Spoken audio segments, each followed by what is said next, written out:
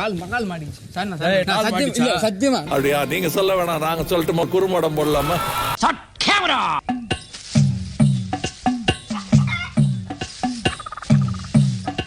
அட பாவி, தீபக்கண்ண கையில இந்த கல் படம் நடிச்சுட்டாலே பிளாஷ்பேக் ஒளித்த பின்செல்லுங்கற நல்ல வண்டி எடுத்துட்டு வா. தீபக்கண்ணே கல்லடா, தீபக்கண்ணே கல்ல எடுத்துட்டு போ. ரீவைண்ட் பண்றா.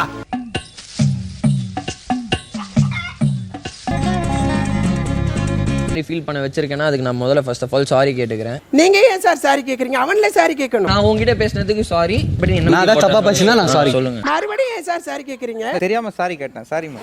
பெயினா இருந்துச்சுன்னா சாரி. சாரிப்பா சாரி.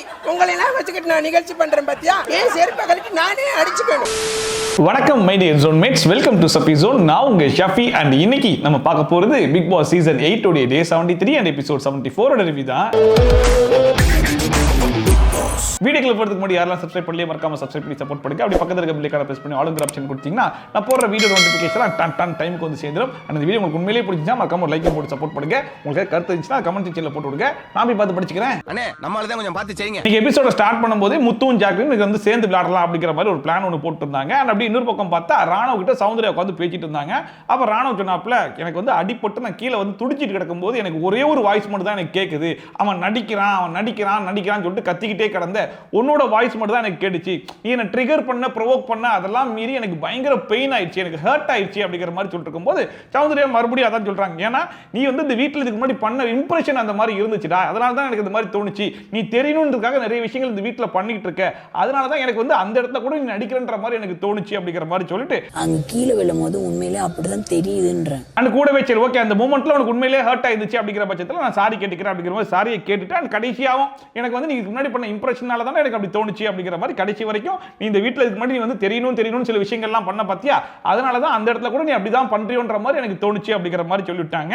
பெயினா இருந்துச்சுன்னா சாரி. அண்ட் இன்னொரு பக்கம் ராணவ போயிட்டு அது முத்துக்குமரன் சொல்லிட்டு இருந்தாப்ல, இந்த மாதிரி காலைல சௌந்தர்யா வந்து என்ன பேசிட்டு இருந்தா, அப்ப நான் அந்த வீட்டில் கிரியேட் பண்ண இம்ப்ரெஷனால தான் அவளுக்கு அப்படி தோணுச்சு அப்படிங்கிற மாதிரி சொல்றா. அண்ட் அது மட்டும் இல்லாம நான் வீட்டில் வந்து தெரியணுன்ற மாதிரி எல்லாத்தையும் பண்றேன் அப்படிங்கிற மாதிரி சொல்றான்னு சொல்லும்போது முத்துக்குமரன் சொல்லிட்டாப்ல, அப்படி பார்த்தா நீ 100% பண்றனா 200% அவ தான் பண்ணிக்கிட்டு இருக்கா அப்படிங்கிற மாதிரி. அப்பனா உன்னை விட சௌந்தர்யா 200 தான், நீ 100 தான், சௌந்தர்யா 200 தான். இந்த வீட்டில் எல்லாருமே வந்து நம்ம தெரியணும் அப்படிங்கிறதுக்காக தான் வந்திருக்கோம். தெரியணுன்றதுக்காக சில விஷயங்கள் இயல்பா இல்லாம நிறைய விஷயங்கள் பண்ணி தான் ஆகணும். ஏன்னா நம்ம இயல்பா இருக்கணும்னா வீட்டில் உட்காந்து டீயும் காஃபியும் குடிச்சிட்டு மிச்சர் சாப்பிட்டு தான் போவோம். இந்த வீட்டுக்குள்ள வந்திருக்கோம் அப்படின்னா நம்ம கண்டென்ட் கொடுக்கணும், சில விஷயங்கள் வேணும்னே பண்ணணும், கேமராக்காக சில விஷயங்கள் பண்ணி தான் ஆகணும். அப்பதான் நம்ம வெளியே தெரியும்ன்றது எல்லாருக்குமே தெரியும். எல்லாருமே வீட்டில் இருக்கும்போது சும்மாவே போயிட்டு சண்டை போட்டுக்கிட்டு எல்லாருக்கிட்டையும் குறைய கண்டுபிடிச்சு சொல்லிக்கிட்டே இருப்பாங்க. இந்த வீட்டுக்குள்ள வரும்போது அது ஒரு பேட்டர்ன். நம்மளும் இந்த வீட்டில் நடக்கிற 4 சண்டையில போயிட்டு வாய்ஸ் அவுட் பண்ணோம், 4 சண்டையை போட்டா மட்டும் தான் நம்மளும் ப்ரோமோல வருவோம். அப்பதான் வெளியே மக்களுக்கு நம்மளும் இந்த வீட்டில் இருக்கின்றதுலாம் தெரியும். அப்பதான் அவங்களும் நம்மளுக்கு ஓட்டு போடுவாங்க. இப்படி இதெல்லாம் தெரிஞ்சு தானே பண்ணுவோம். அதுதான் வந்து முத்துக்குமரன் சொன்ன மாதிரி இருந்துச்சு. அப்ப ராணவே ரொம்ப ஓப்பனாவும் சொல்லிட்டாப்ல, அதாவது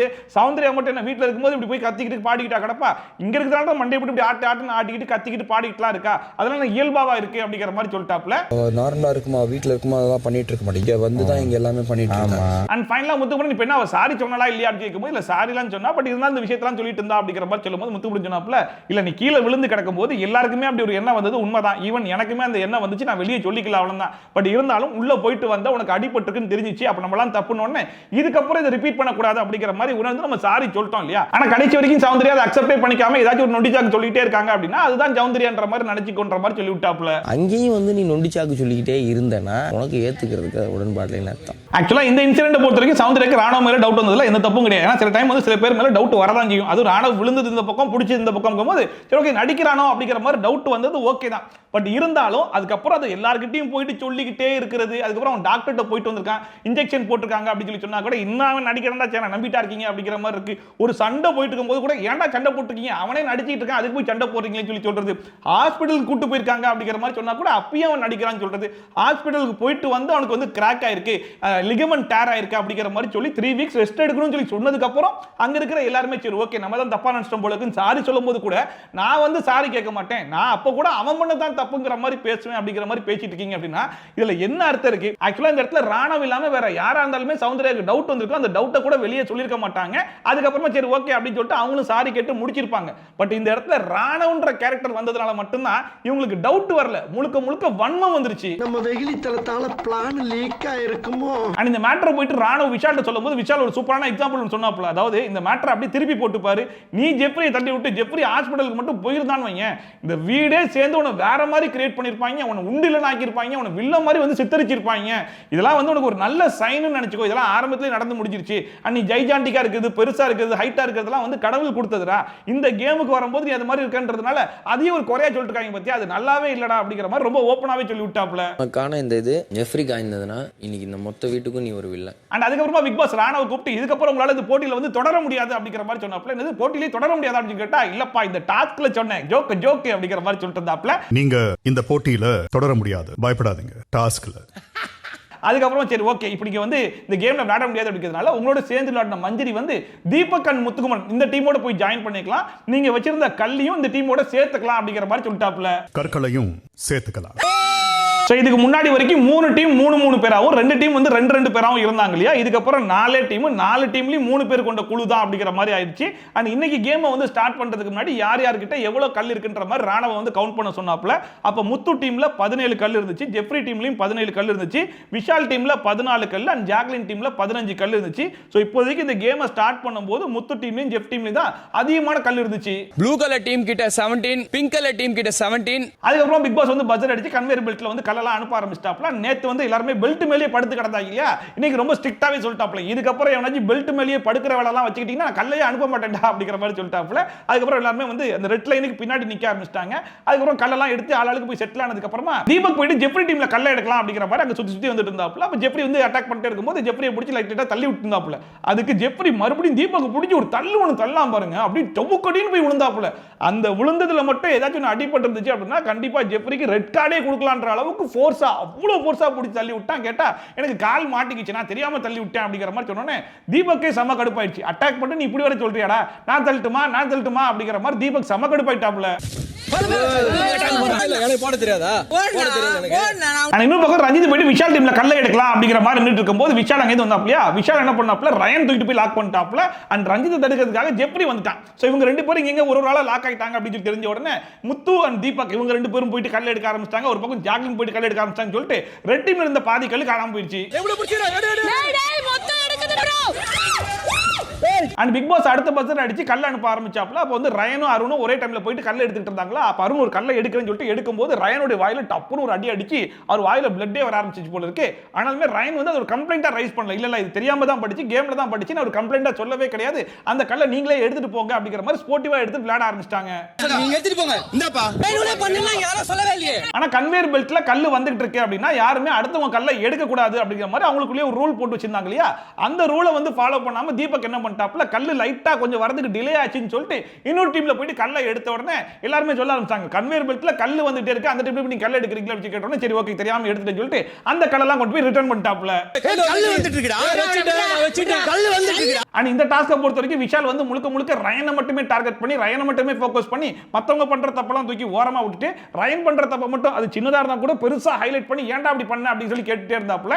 இங்க கூட வந்து ரயன் காலை உள்ள வச்சாப்ல, அதுக்கப்புறம் சொன்னதுக்கு அப்புறமா காலை தூக்கி வெளியே வச்சிட்டாப்ல. ஆனா நீ எதுக்குடா உள்ள வச்ச அப்படிங்கிற மாதிரி விஷால் கேட்டிருக்கும் போது நான் வச்சேன் தான் இல்லன்னு சொல்ல, சொன்னதுக்கு அப்புறம் காலை தூக்கி வெளியே வச்சிட்டல அப்படின்னு சொல்லி கேட்டா அப்ப உள்ள வச்சிக்கலாம், கல் எடுக்கும் போது காலை தூக்கி வெளியே வச்சுக்கலாமா அப்படிங்கிற மாதிரி வேணும்னே ஒருத்தங்கிட்ட சண்டை பிடிக்குன்னு சொல்லி பேசுவாங்க இல்லையா, அந்த மாதிரி விஷால் பேசிட்டு இருந்த மாதிரி தான் இருந்துச்சு. சொன்னதுக்கு அப்புறம் வெளியே எடுத்தல, இது மேல என்ன பண்ணீங்க? அண்ட் இன்னொரு பக்கம் ரெட் டீமை ஃபுல்லா காலி பண்ணி விட்டுறலாம் அப்படிங்கிற மாதிரி முடிவு பண்ணி தீபக் மஞ்சரி ஜாக்லின் சொல்லிட்டு எல்லாருமே போயிட்டு ரெட் டீம்ல இருக்க கல்லெல்லாம் அவங்க பாட்டு எடுத்துக்கிட்டே இருக்காங்க. இத்தனைக்கும் சௌந்தர்யா அதே இடத்துல தான் உட்கார்ந்துருக்காங்க. அப்ப கூட கல்ல அவங்க தடுத்த மாதிரி தெரியல, நான் கல்லுக்கு மேல உட்கார்ந்துருக்கேன்ல எவனாலையும் கல்லை எடுக்க முடியாதுடா அப்படிங்கிற மாதிரி உட்கார்ந்துட்டு இருந்தாங்க. ஆனா சைடுல இருக்க கல்லெல்லாம் அவன் உருவி எடுத்துட்டு போயிட்டு இருந்த மாதிரி தான் இருந்துச்சு. இன்னொரு பக்கம் விஷால வந்து ரஞ்சித் லாக் பண்ணி வச்சிருந்தாரு பாருங்க, என்ன மன்னிச்சிரா விஷால் அப்படிங்கிற மாதிரி சொல்லிட்டு கடைசி வரைக்கும் மனுஷன் விஷால விடவே இல்லையே. விஷாலும் முடிஞ்ச அளவுக்கு ட்ரை பண்ணி பார்த்தாப்புல கடைசி வரைக்கும் விடவே இல்லை. சரி ஓகே எல்லாம் ஹோல்ட் ஆயிடுச்சு இப்ப விடுங்க அப்படிங்கிற மாதிரி சொன்னதுக்கு அப்புறம் தான் ரஞ்சித் விடவே செஞ்சாப்புல. அண்ட் இந்த டாஸ்கை பொறுத்த வரைக்கும் 3 பேர் ஆனதுக்கு அப்புறமா 2 டீமா வந்து சேர்ந்துட்டாங்க. ஒரு பக்கம் ஜெஃப்ரி அண்ட் விஷால் இவங்க 2 பேரும் ஒரே டீமா சேர்ந்து செயல்பட ஆரம்பிச்சிட்டாங்க. அதே மாதிரி இன்னொரு பக்கம் முத்துமுரன் ஜாக்லின் டீம் இவங்க 2 பேரும் ஒரே டீமா சேர்ந்து செயல்பட ஆரம்பிச்சிட்டாங்க இல்லையா. அண்ட் இதுல இப்போதைக்கு ரொம்ப லோயஸ்டா இருக்குது ரெட் டீம் தான். சோ ஃபர்ஸ்டா ரெட் டீமை வந்து வெளியே அனுப்பிச்சு விட்டோம் அப்படின்னா அவங்களுடைய ஸ்ட்ரென்த் வந்து ரொம்ப கம்மியாயிரும். அதுக்கப்புறம் ஈஸியாவே பிங்க் டீம் அடிச்சு காலி பண்ணிடலாம் அப்படிங்கிற மாதிரி இவங்க 2 பேரும் சேர்ந்து டிஸ்கஸ் பண்ண ஆரம்பிச்சிட்டாங்க. ரெட்ல பிங்க் தான் முடியும். ஆமா ரெட் முடிச்சிரும் ஃபர்ஸ்ட். ரெட் தான் முடியும். அண்ட் இந்த ஸ்டேஜ்ல எந்தெந்த டீம்ல எவ்வளவு கல் இருக்கு அப்படிங்கிற மாதிரி ராணுவத்தை கவுண்ட் பண்ண சொன்னாப்லையா.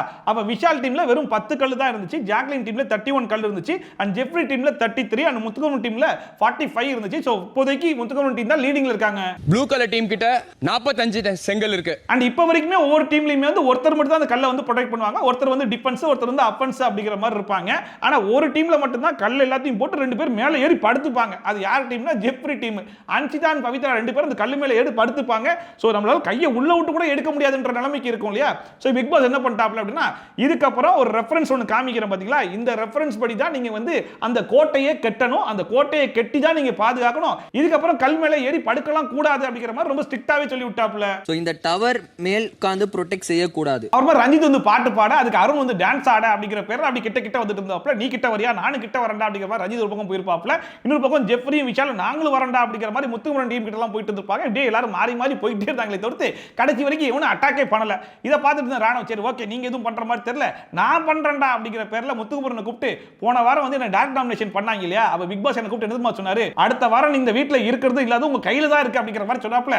அது எனக்கு அப்ப புரியல, எனக்கு இப்பதான் புரியுது அப்படிங்கிற மாதிரி சரியான காமெடிலாம் ஒன்னு போட்டு இருந்தாப்ல. டார்க் நாமினேஷன் ஆகும்போது பிக் பாஸ் சொன்னாரு கையில தான் இருக்குன்னு சொல்லிட்டு புரியல. இப்ப புரியுது. இந்த காமெடியை பார்த்து யார் மனசிறங்கினாங்களோ இல்லையோ, பிக் பாஸே மனசிறங்கி சரி ஓகேப்பா போய் சாப்பிடுங்க அப்படிங்கிற மாதிரி எல்லாருமே சாப்பிட அனுப்பிச்சு விட்டாரு. போய் சாப்பிட்டு வாங்க. அப்புறமா முத்துக்குமரன், தீபக் அண்ட் மஞ்சரி 3 பேர் சாப்பிட்டு போது என்ன பண்ணலாம் அப்படிங்கிற மாதிரி டிஸ்கஸ் பண்ணிட்டு இருந்தாங்க. அப்ப முத்துக்குமரன் சொன்னாப்ல, ஒருவேளை நம்ம டீமுக்கு அட்டாக் வருது அப்படிங்கிற பட்சத்துல எல்லோ டீம் வந்து ரெட் டீமை போய் அட்டாக் பண்ணக்கூடாது, பிங்க் டீமை தான் போய் அட்டாக் பண்ணணும். ஏன்னா பிங்க் டீம்ல தான் ஜெஃப்ரி இருக்கா, ஜெஃப்ரியை வர விடாம தடுக்கணும் அப்படின்னா அவங்க வந்து அந்த டீம் தான் அட்டாக் போகணும் அப்படிங்கிற மாதிரி டிஸ்கஸ் பண்ணிட்டு இருந்தாங்க. அப்ப ஜாக்லின் கூப்பிட்டு இதாம மேட்டர் அப்படின்னு சொல்லி வரும்போது, என்ன ஜெஃப்ரி அங்க இருக்காங்க, பிங்க் டீம் போன அவ்வளவுதானே அப்படிங்கிற மாதிரி அவங்களே புரிஞ்சுட்டு ஆமா நாங்க தான் பண்ணுவோம் அப்படிங்கிற மாதிரி சொல்லிட்டு போயிட்டாங்க. நீங்க அது பண்ணா வேற ஒண்ணுமே வேணாம். அண்ட் பிக் பாஸ் அடுத்த ரவுண்ட் ஸ்டார்ட் பண்றதுக்கு முன்னாடி ஒரு அனௌன்ஸ்மென்ட் கொடுத்துட்டாப்ல. இதுக்கப்புறம் 2 ரவுண்ட் பாப்பேன், 2 ரவுண்ட் முடிவில் யார்கிட்ட ரொம்ப கம்மியான கல் இருக்கோ அவங்க இந்த கேமை விட்டு வெளியே போயிருவாங்க அப்படிங்கிற மாதிரி சொல்லிட்டாப்ல. சோ இப்போதைக்கு ரொம்ப கம்மியான கல் யார்கிட்ட இருக்குன்னா ரெட் டீம் தான், விஷால் டீம் கிட்ட ரொம்ப கம்மியா இருக்கு. சோ அவங்களுக்கு வேற வழியே கிடையாது, கண்டிப்பா எல்லா டீம் கிட்டயும் அட்டாக் போய் தான் ஆகணும். எந்த அணியிடம் குறைவான கற்கள் இருக்கிறதோ இந்த டாஸ்கில் இருந்து வெளியேற்றப்படும். அப்புறம் பிக் பாஸ் மறுபடியும் பத்திர அடிச்சு கன்வேயர் பெல்ட்ல கல்ல அனுப்ப ஆரம்பிச்சிட்டாப்ல. அண்ட் இப்பலாம் அன்சிதா 2 காலையும் உள்ள வச்சு தான், ரெட் லைனுக்கு உள்ள வச்சு தான் கல்லையே எடுத்துட்டு இருந்தாங்க. அதெல்லாம் பெருசா எவனும் கண்டுக்கவே இல்ல. இன்னொரு பக்கம் ரஞ்சித் கல்லை எடுத்து யாருக்கிட்ட கொடுக்குறோம்லாம் பார்ப்போம் இல்லையா, அதெல்லாம் அவர் பார்க்கறதுக்கு வந்துச்சு தூக்கி போடு அப்படி சொல்லி தூக்கி போட்டாரா, அது போயிட்டு நேரா வந்து நம்ம அருண் கையில வந்து பட்டுருச்சு, அவருக்கு இன்ஜுரி ஆயிடுச்சுன்னு சொல்லிட்டு ஓரமா போயிட்டு படுக்க ஆரம்பிச்சிட்டாப்ல. ராணவ் அப்புறம் விஷால் எல்லாரும் போயிட்டு என்ன ஆச்சு ஏதாச்சுன்னு சொல்லிட்டு பார்க்க ஆரம்பிச்சிட்டாங்க. அண்ட் ஒரு பக்கம் நம்ம முத்துக்குமரன், தீபக் அண்ட் மஞ்சரி 3 பேருமே கல்ல பார்க்காம பெல்ட் கிட்ட வந்து நிக்க ஆரம்பிச்சிட்டாங்க. அண்ட் இப்பயுமே வந்து அருணுக்கு இன்ஜுரி ஆயிடுச்சு அப்படிங்கிறதுனால கேம் யாருமே வந்து ஸ்டாப் பண்ணல. கன்வேயர் பெல்ட்ல இருந்து கல்லு வந்துட்டு இருக்கு, அந்த கல்லெல்லாம் எடுத்துட்டு தான் இருந்தாங்க. கல்லு கையில விழுந்துச்சு. சௌந்தர்யா பார்த்தாங்க, சரி ஓகே இவன் வந்து கேமை வந்து ஃபுல்லாலாம் ஸ்டாப் பண்ணல, ஒரு பக்கம் எல்லாரும் பார்த்துட்டு இருக்காங்க, ஒரு பக்கம் கல்லை எடுத்துட்டு தானே இருக்காங்கன்னு சொல்லிட்டு இவங்க ஓடி போயிட்டு முத்துக்குமரன் டீம் கட்டி வச்சிருந்த அந்த கல்லை வந்து ஒரே எத்தி விட்டுட்டு அங்க இருக்கிற 2 கல்லையும் எடுத்து வந்துட்டாங்க. தூக்கி போட்டார் கல்லை. அப்ப மஞ்சரி செம்ம கடுப்பாய் அருணுக்கு இன்ஜுரி ஆயிடுச்சுன்னு சொல்லிட்டு எல்லாரும் பார்த்துட்டு இருக்காங்க. கேம் வந்து ஹோல்ட்ல இருக்கு, இப்போ நீ கேம் ஆடணுமா அப்படிங்கிற மாதிரி கேட்க ஆரம்பிச்சிட்டாங்க. இன்னொரு பக்கம் முத்துக்குமரன் வந்து பெல்ட்டே நிக்கல, நீ எப்படி ஆடலாம் அப்படிங்கிற மாதிரி கேட்டு இருந்தாப்ல. கன்வேயர் பெல்ட்டுமே நிக்கல. அப்ப கேப்டனா விஷால் என்ன சொன்னாப்ல அப்படின்னா, அந்த கல்லை வந்து தூக்கி போடாதீங்க, தூக்கி போடுறதுனால யார் மேலேயாச்சும் அடி போறதுக்கு நிறைய சான்சஸ் இருக்கு, பாஸ் பண்ணி விளையாடுங்க அப்படிங்கிற மாதிரி ஒரு நல்ல விஷயம் தான் சொன்னாப்ல. இருந்தாலும் ரயன் லாஸ்ட் டைம் நீ குறை சொன்னல, இப்போ நானும் குறைச்சது வேண்டாம் அப்படிங்கிற பேர்ல அதெல்லாம் நீங்க சொல்லக்கூடாது, அதெல்லாம் நீங்க சொல்லுங்க, அது நீங்க சொல்லலாம், அதாவது பாஸ் பண்ணி விளையாடுறது தூக்கி போட்டு விளையாடுறதுலாம் நாங்க பார்த்துப்போம், இது மாதிரி அப்படிதான் விளையாட்டு இருந்தாங்க அப்படிங்கிற மாதிரி சொல்ல ஆரம்பிச்சிட்டாங்களா. உடனே விஷால் ஓ நீ அப்படி வரியா, நான் இப்படி வரேன் பாரு அப்படிங்கிற மாதிரி ரயனை கூப்பிட்டு வா கன்வேயர் பெல்ட் எடுத்து இப்படி போட்டு அமுக்கலாமா அப்படின்னு சொல்லி கேட்டதுக்கு இப்படி எப்படி அமுக்க அப்படின்னு சொல்லி கேட்டா அப்ப இதை மட்டும் நீ சொல்ல மாட்டேன் அப்படிங்கிற மாதிரி கேட்கறாப்ல. ஏண்டா இது நான் பார்க்கவே இல்லையடா, இதுதான் நான் பார்த்தேன், இதுதான் நான் சொல்ல முடியும்னு சொல்லி கேட்டா அப்படி பார்க்காட்ட கூட சொல்லணும், அப்ப இது யார் சொல்லுவா அப்படிங்கிற மாதிரி கேட்கும்போது நீ தான்டா சொல்லி ஆகணும், உனக்கு தானே நடந்துச்சு சொல்லிட்டு 2 பேரும் பயங்கரமா சண்டை போறன்ற பேர்ல காமெடி தான் பண்ணிட்டு இருந்தாங்க. நான் ஏறனத மட்டும் இப்ப நீ வந்து பேசுறல, நான் தள்ளுறத யார் சொல்றது, நீ தான்டா சொல்லணும். அப்ப அருண் பிரசாத் ரொம்ப ஸ்போர்ட்டிவா இல்ல, அவர் தெரியாம தான் தூக்கி போட்டாப்ல, தெரியாம தான் பட்டுச்சு, இது ஒன்றும் பெரிய விஷயமா ஆக்காதீங்க அப்படிங்கிற மாதிரி சொல்லி விட்டாப்ல. அப்ப விஷால் என்ன சொன்னாப்ல அப்படின்னா, சரி ஓகே யார் வந்து தூக்கி போட்டு விளையாடாதீங்க, பாஸ் பண்ணி விளையாடுங்க, லேடிஸ்லாம் இருக்காங்க பற்ற போகுது அப்படிங்கிற மாதிரி சொன்ன உடனே ரயன் மறுபடியும் வந்துட்டாப்ல. அது என்ன லேடிஸ் ஜென்ஸ், ஏன் ஜென்ஸ் எல்லாம் இல்லையா, லேடிஸ் மட்டும் இருக்காங்களா, பார்த்து விளையாடுங்கன்ற மாதிரி சொல்லுடா அப்படிங்கிற மாதிரி சொன்னதுக்கு நீ சொல்ற மாதிரி நான் சொல்ல முடியாதா, எனக்கு என்ன சொல்ல முடியாது, அதெல்லாம் சொல்ல முடியும் அப்படின்னு சொல்லிட்டு விஷால் சொல்லிட்டு 2 பேரும் மாறி மாறி கத்த ஆரம்பிச்சிட்டாங்க. இல்ல ரயன் கூட அமைதி ஆயிட்டாப்ல, ஆனா விஷால் விடாம கத்திட்டு இருந்தோன்னே சரி ஓகே கத்து கத்து நல்லா கத்து அப்படிங்கிற மாதிரி ரயன் வெறுப்பேத்த நான் இது கத்தணும், பார்த்து விளையாடுன்னு சொல்றேன்டா குழந்தை அப்படின்னு சொல்லி சொன்னா ஓ குழந்தையா நானு, சரிங்க அங்கிள் அப்படின்னு சொல்லிட்டு சண்டை போடுறாங்களா காமெடி பண்றாங்களான்னு தெரியாத அளவுக்கு காமெடி பண்ணிட்டு இருக்காங்க.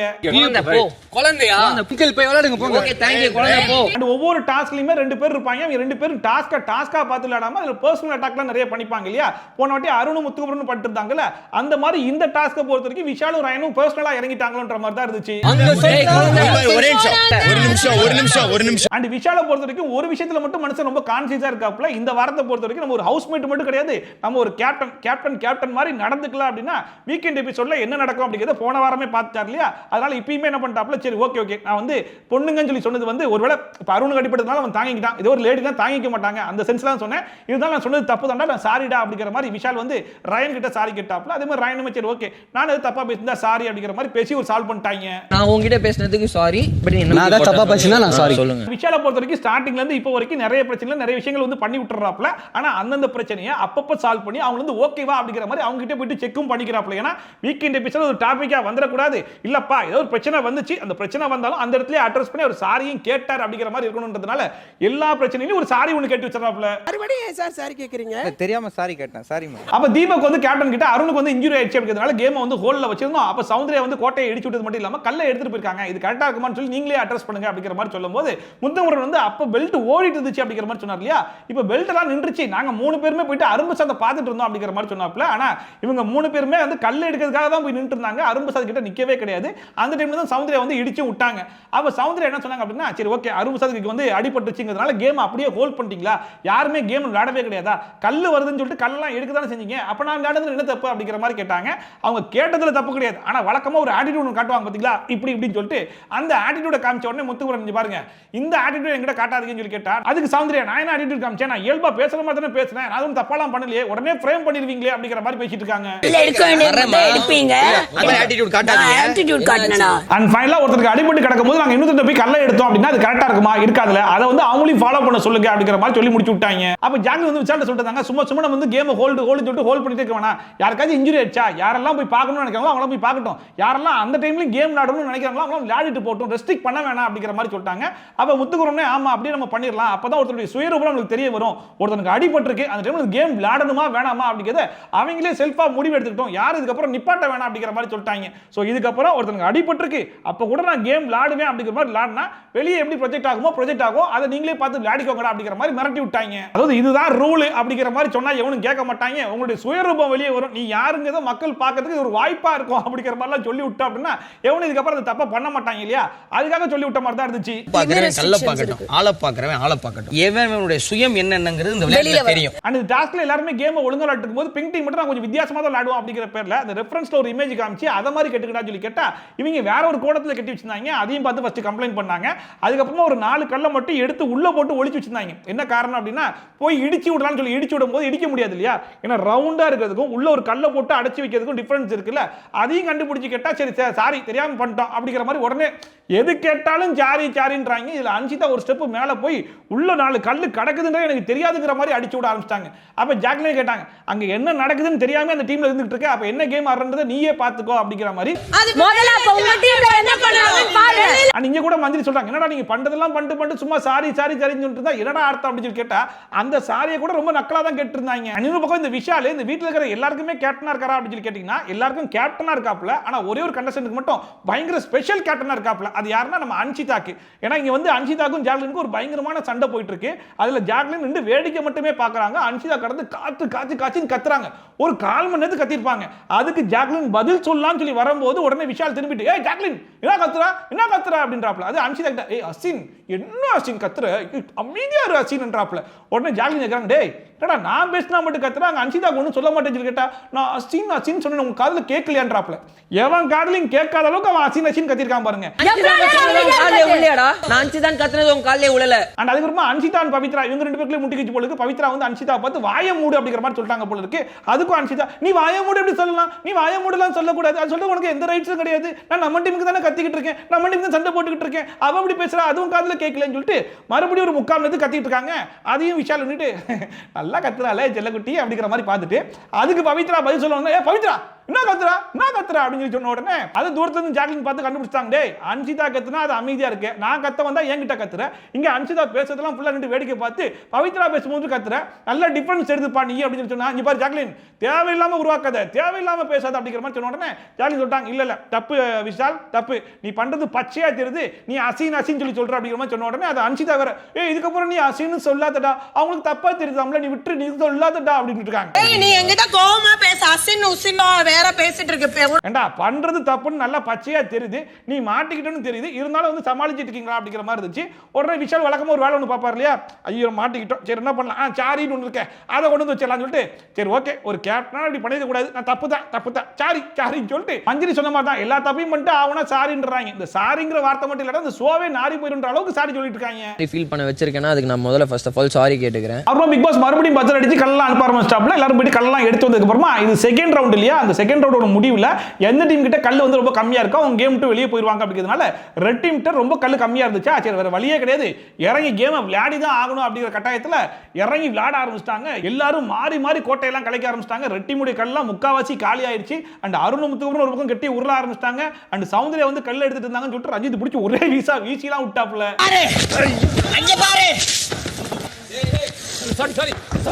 அண்ட் எப்படி ரெட் டீமுடைய கல்லாம் வந்து காலி ஆயிடுச்சோ அதே மாதிரி ப்ளூ டீமுடைய கல்லையும் வந்து என்ன பண்ணிட்டாங்க அப்படின்னா, ப்ளூ டீம்ல இருக்கிற முத்து, மஞ்சரி, தீபக் 3 பேரையும் பிளாக் பண்ணிட்டு சௌந்தர்யா போட்டு எல்லா கல்லையும் வந்து எடுக்க ஆரம்பிச்சிட்டாங்களா. அதை பார்த்துட்டு முத்துக்குமரனால முடியல, வெறி ஆயிட்டல் போல இருக்கு. இந்த முதல்ல நடந்து வரும் பாத்தீங்களா, அந்த மாதிரி விஷால் வந்து பிளாக் பண்ணி வச்சிருக்காப்ல, அப்ப கூட நான் விட மாட்டேன்டா அப்படின்னு சொல்லிட்டு நடந்து வந்தாப்ல. அதெல்லாம் பார்க்கும்போது டேய் என்னடா இவ்வளவு வெறித்தனமா விளையாட்டுருக்கீங்க, இவ்வளவு கொலக்காண்டா விளையாட்டுருக்கீங்களா அப்படிங்கிற மாதிரி இருந்துச்சு. இல்ல பவித்ரா ஒரு ஸ்டெப் மேல போயிட்டு பிடிச்சி கடிச்செல்லாம் வைக்க ஆரம்பிச்சிட்டாங்க போல இருக்கு. மஞ்சரி உட்காந்து முட்டியை பிடிச்சி கடிச்சு வச்சிட்டா அப்படிங்கிற மாதிரி சொல்லிட்டு இருக்காங்க. இன்னொரு பக்கம் ஜாக்லின் வந்து பவித்ராவை விட்டுருப்பாங்க போல இருக்கு, விட்டதுக்கு அப்புறம் நான் பிடிக்கிறேன் பாரு சொல்லிட்டு ஜாக்லின் போய் பிடிச்சிட்டாங்க போல இருக்கு. அது பக்கம் பிரச்சனையா போயிட்டு இருந்துச்சு. கடைசியா முத்துக்குமரன் ஒரு ஸ்டேஜுக்கு மேல முடியல அப்படிங்கிற மாதிரி திணற ஆரம்பிச்சாப்லையா. சரி ஓகே எல்லாரும் விடுங்க ஹோல்ட் பண்ணுங்க அப்படிங்கிற மாதிரி ஹோல்ட் பண்ணிட்டாங்க. நீங்க சொல்லுங்க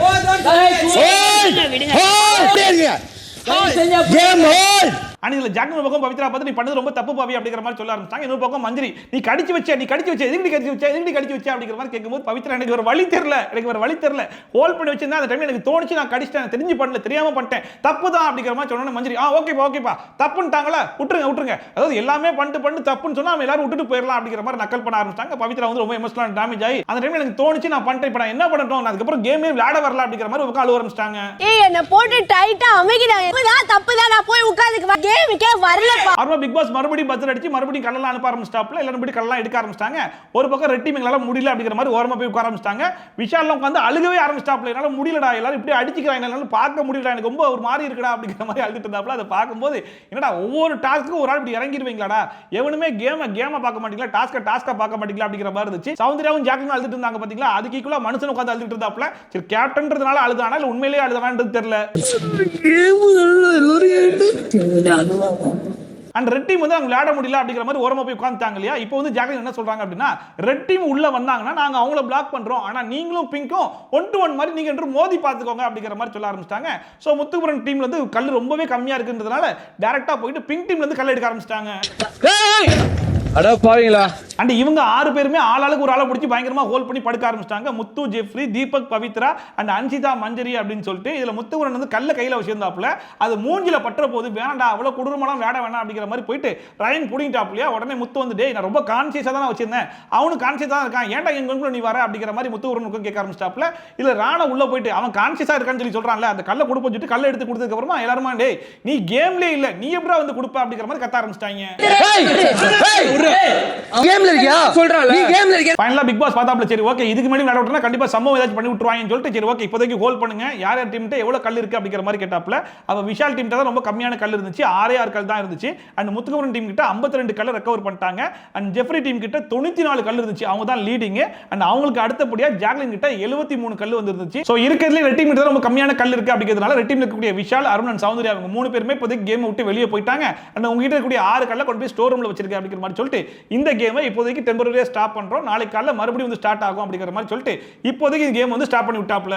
குறைவான கற்கள் இருக்கும் ரெட் டீம் வெளியேற்றப்படுகிறது. அப்புறமா முத்துக்குமரன் மஞ்சள் கிட்ட தீபக் கிட்ட சொல்லிட்டு இருந்தாப்ல, நாளைக்கு காலையில ஜெஃப்ரி கிட்ட போயிட்டு நம்ம 2 பேரும் சேர்ந்து விளையாடி எல்லோ டீமை காலி பண்ணி விட்டலாம்ன்ற மாதிரி கேட்க போறேன், ஏன்னா அவங்க வந்து ஜெயிக்கணும்ன்ற மாதிரி பாக்குறாங்க, ஃபைனல்ஸ்ல நீங்களே ஜெயிச்சுக்கோங்க, அங்க வேடிக்கை மட்டும் பாக்குறன்ற மாதிரி ஜெஃப்ரி டீமை ஜெயிக்க வச்சிடலாம்ன்ற மாதிரி பேசிட்டு இருந்தாப்ல. அப்ப தீபக் வந்து ஏன்னா அவங்க ஸ்ட்ராங்கா இல்லன்ற மாதிரி யோசிக்கிறேன்னு கேட்கும்போது அப்படி கிடையாது, நம்ம வந்து நம்ம ஜெயிக்கணும்னு தானே பாக்குறோம், ஆனா அவங்க என்ன நினைக்கிறாங்க ஃபைனல்ஸ்ல நம்மள தோக்கடிக்கணும்னு சொல்லி நினைக்கிறாங்க அப்படிங்கிற மாதிரி சொல்லிட்டு இருந்தாப்ல. அது பார்க்கும்போது ரெண்டுக்கும் என்ன டிஃபரன்ஸ், இவங்க ஜெயிச்சாங்கன்னா ஆட்டோமேட்டிக்கா அவங்க தோத்துருவாங்க, ஆனா அவங்க ஃபைனல்ஸ்ல வச்சு இவங்க தோக்கடி ஸ்டோரியாக பார்க்குறாங்க அப்படிங்கிற மாதிரி சொல்லியிருந்தாப்ல. வார்த்தை மட்டும் தான் டிஃபர் ஆகுது, தவிர்த்து மீனிங் ஒரே மாதிரி தானே இருக்கு அப்படிங்கிற மாதிரி இருந்துச்சு. ஃபைனலாக என்ன மேட்டர் அப்படின்னு சொல்லி பார்த்தா, அதாவது இவங்ககிட்ட கல் ரொம்ப கம்மியாக இருக்கும்போது ரெட் டீம் வந்து நாங்கள் தடுத்துக்கிறோம், நீங்கள் வந்து டேரக்டாக 1-1 விளையாடிக்கோங்க அப்படிங்கிற மாதிரி சொல்லியிருந்தாங்க இல்லையா. அந்த விஷயம் உங்களுக்கு பிடிக்கல போல இருக்கு. அதனால இவங்க ஜெயிக்கணுன்ற மாதிரி விளையாடுறாங்க, அவங்கள ஜெயிக்க வைக்க வேணாம், நம்ம வந்து ஜெப்ரி டீமை ஜெயிக்க வச்சிடலான்ற மாதிரி பிளான் பண்ணிருக்காங்க. நம்ம எல்லாம் எடுத்தேன்னா நீ நான் உங்களை தொடவே மாட்டேன்றேன். அண்ட் இந்த டாஸ்க் எடுத்துக்கும் தீபக் அங்கேருந்து ஓடி வந்து ஜெப்ரியோட கோட்டை வந்து கலைச்சி விட்டுருப்பாப்ல. அப்ப அன்ஷிதா வந்து உடனே என் தலையில அடிபட்டுச்சு அப்படிங்கிற மாதிரி சொல்லி அந்த கேமை வந்து ஹோல்ட் பண்ணிட்டு அவங்க மெடிக்கல் ரூம்க்குலாம் போயிட்டு இருப்பாங்க. மெடிக்கல் ரூம் போறதுக்கு முன்னாடி எனக்கு இங்க அடிபடிச்சான்னு கூட தெரியல அப்படிங்கிற மாதிரிலாம் சொல்லியிருப்பாங்க. அது பார்க்கும்போது எனக்கு கொஞ்சம் டவுட்டா தான் இருந்துச்சு, ஒருவேளை உண்மையிலேயே அடிபடிச்சா ஆக்டிங் போடுறாங்களா அப்படிங்கிற மாதிரி. அண்ட் கலைச்சி விட்ட கல் வந்து படல, தீபக் அண்ணா கையில இருந்த கல் என் மண்டையில பட்டுருச்சு அப்படிங்கிற மாதிரி சொல்லியிருப்பாங்க இல்லையா. அதை இங்க வந்து ரயன் வந்து சௌந்தர்யா கிட்ட ஜாலின்னு சொல்லிட்டு இருக்காப்ல, அந்த கல் வந்து அன்ஷிதா தலையில படவே கிடையாது, சும்மா ஆக்டிங் பண்ண மாதிரி தான் எனக்கு தோணுச்சு, அந்த இடத்துல கல்லை எடுத்துட்டு போயிடுவாங்களோ அப்படின்னு சொல்லி பயந்து ஒரு ஸ்மார்ட் மூவ் பண்ண மாதிரி தான் தோணுச்சு அப்படிங்கிற மாதிரி சொல்லும்போது அப்ப ஜாலின்னு சொல்லிட்டு இருந்தாங்க. ஆமாமா, தள்ளி விடும்போது அவ காலில் ஒரு கல் விழுந்துச்சு, அதை நானும் பார்த்தேன், ஆனா தலையில அடிப்பட்ட மாதிரி தெரியல, ஆனா அவ பண்ணக்கூடிய ஆள் தான் அப்படிங்கிற மாதிரி நேற்று ராணா வந்து ஆக்டிங் போட்டான் அப்படிங்கிற மாதிரி சொல்லிட்டு இருந்தாங்க இல்லையா. அதே மாதிரி இன்னைக்கு வந்து அன்ஷிதா அந்த வேலையை வந்து பார்த்திருக்கா அப்படிங்கிற மாதிரி சொல்லிட்டு இருந்தாங்க. ஒருவேளை இது உண்மையா இருந்துச்சு அப்படிங்கிற பட்சத்துல இவங்க சொன்னாங்க ராணாவை பார்த்து நடிக்கிறான், அவன் நடிக்கிறான், அதுல வந்து அடிலாம் படலை அப்படின்னு சொல்லிட்டு, ஆனா இவங்களே ஆக்டிங் போட்டாங்கன்ற மாதிரி தான் இவங்க பேசிட்டு இருக்காங்க. பட் இதுவுமே எந்த அளவுக்கு உண்மைன்றது தெரியல. ஸ்மார்ட் பிளேயர் இது சூப்பரான ஒரு மூவ். சோ அதோட இன்னைக்கு எபிசோட் வந்து முடிஞ்சு போச்சு. சோ இன்னைக்கு எபிசோட பொறுத்த வரைக்கும் ஒரு ரண கொடூரமான ஒரு எபிசோட்னு சொல்லணும். பட் ஒரு வகையில் எங்க பாராட்டலாம்னு சொல்லி பார்த்தீங்கன்னா, யாருக்குமே வந்து அடிபட்டாலும் அது ரொம்ப ஸ்போர்ட்டிவா எடுத்துட்டு தெரியாம தான் பட்டுச்சு, யாரும் வந்து எதுவும் ஃபீல் பண்ணாதீங்க, கேமை கண்டினியூ பண்ணுங்க அப்படிங்கிற மாதிரி எல்லாருமே ரொம்ப ஸ்போர்ட்டிவா எடுத்து விளையாடின மாதிரி தான் இருந்துச்சு. நிறைய அடி, எல்லாருக்குமே அங்க எங்க அடிபட்டுச்சு, ரத்த காயத்தோட மெடிக்கல் ரூம் போறாங்க வராங்கன்ற மாதிரி தான் இருந்துச்சு. எல்லாருமே உசுரை கொடுத்து ஒரு கேம் விளையாடினாங்க அப்படின்னா கண்டிப்பா இந்த கேம் அப்படின்னு சொல்லி சொல்லலாம். ஏன்னா இதுக்கு முன்னாடி வரைக்கும் எல்லா டாஸ்கையும் வந்துட்டு இல்ல எங்களுக்கு அந்த அளவுக்கு விளையாட வேணாம் அப்படிங்கிற மாதிரி ஒதுங்கி நிப்பாங்க இல்லையா. அந்த மாதிரி இந்த டாஸ்க்லயுமே வந்து ஸ்டார்டிங்ல அருண் பிரசாத் வந்து வேணாம், இவ்வளவு கொடூரமா விளையாட வேணாம் அப்படிங்கிற மாதிரி சொன்னாங்க. அதுக்கப்புறமா இறங்கி ரெண்டு பேருமே விஷாலும் அருண் வந்து பயங்கர கொடூரமா விளையாடினாங்க. அதுக்கப்புறம் ரெண்டு பேருமே வந்து ஜாக்லின் சௌந்தர்யா மாதிரி மாறி என்னடா இப்படி இறங்கி விளையாடுறீங்க அப்படிங்கிற மாதிரி அழுகையெல்லாம் போட்டுருந்தாங்க. இதை வந்து யாரை நம்புறது யாரை நம்ப வேணான்றது தெரியல. பட் இருந்தாலும் மற்ற எல்லாருமே ஓரளவுக்கு நல்ல ஸ்போர்ட்டிவா எடுத்து கேமை விளையாடின மாதிரி தான் இருந்துச்சு. அதுல இந்த கொடிச்சிட்டாங்கன்னு சொல்லி சொன்னாங்க பார்த்தீங்களா, அதை மட்டும் தான் ஒரு இஷ்யூவா கொண்டு வந்தாங்க தவிர்த்து மற்றபடி கேம் வந்து ரொம்ப சுவாரஸ்யமாவே இருந்துச்சு. மற்ற டாஸ்க் கம்பேர் பண்ணும்போது டாஸ்க்ல உசுர கொடுத்து விளையாடுனாங்கடா அப்படிங்கிற மாதிரி சொல்லன்ற மாதிரி இருந்துச்சு. இப்போதைக்கு இந்த 4 டீம்ல ஒரு டீம் வெளியே போயிட்டாங்க. சோ மீதி இருக்கிற 3 டீம்ல எந்த டீம் வந்து ஃபைனல்ஸ் வின் பண்ண போறாங்க, அந்த ஃபைனல்ஸ் வின் பண்ற டீம்ல இருந்து ஒரு ஆளுக்கு வந்து நாமினேஷன் ஃப்ரீ பாஸ் கிடைக்க போதா, அப்படி கிடைச்சிச்சு அப்படிங்கிற பட்சத்தில் அவங்க டிக்கெட் ஃபைனல் டாஸ்க் வரைக்குமே போயிடுவாங்க. சோ அப்படி யார் போக போறா அப்படிங்கிறதெல்லாம் பொறுத்து இருந்தா பார்க்கணும். அண்ட் இன்னைக்கு வர பயங்கர மழையா இருந்துச்சு. சோ அதனால இந்த டாஸ்க்கை வந்து கண்டினியூ பண்ணிருப்பாங்களா இல்ல இப்போதைக்கு பார்க்கும்போது ஜெப்ரி டீமுக்கு தான் அதிகமான கல்கள் இருந்துச்சு. சோ அவங்க தான் வின்னிங்ன்ற மாதிரி கொடுத்து அவங்கள ஒரு ஆளுக்கு வந்து நாமினேஷன் ஃப்ரீ பாஸ் கொடுக்கணும்னு சொல்லிட்டு மறுபடியும் ஜெப்ரி கிட்ட தான் நாமினேஷன் ஃப்ரீ பாஸ் கொடுத்து அவனை வந்து மறுபடியும் அனுப்பிச்சு விட்டாங்கன்னு வைங்களேன், செம சூப்பரா இருக்கும் அப்படிங்கிற மாதிரி தான் இருக்கு. அண்ட் இந்த வாரத்தை பொறுத்த வரைக்கும் ரஞ்சித் தான் வெளியே போறதுக்கு அதிகமான வாய்ப்பு இருக்கு. ஒருவேளை டபுள் எவிக்ஷனா இருந்துச்சு அப்படின்னா ரஞ்சித்தோட சேர்ந்து அன்ஷிதா ரயன் இவங்க ரெண்டு பேர்ல யாராச்சும் வெளியே போறதுக்கு அதிகமான சான்சஸ் இருக்கு. யார் வெளியே போனா கரெக்டா இருக்கும் அப்படிங்கிறது மறக்காம கமெண்ட் செக்ஷன்ல சொல்லுங்க. அண்ட் இதே மாதிரி ட்ரோல்ஸ் அண்ட் வியூஸ்லாம் கண்டிப்பா பார்க்கணும்னு நினைச்சீங்கன்னா மறக்காம சப்ஸ்கிரைப் பண்ணி பக்கத்துல இருக்க பெல் ஐகான் டான் தட்டி விட்டீங்கன்னா நான் போடுற வீடியோ நோட்டிஃபிகேஷன் டான் டைமுக்கு வந்து சேரும். சோ மீண்டும் சூப்பரான வீடியோட சூப்பரான ரிவ்யூவோட சூப்பரான ட்ரோலோட சந்திக்கிறேன். Bye from Shafi, tata bye and take care.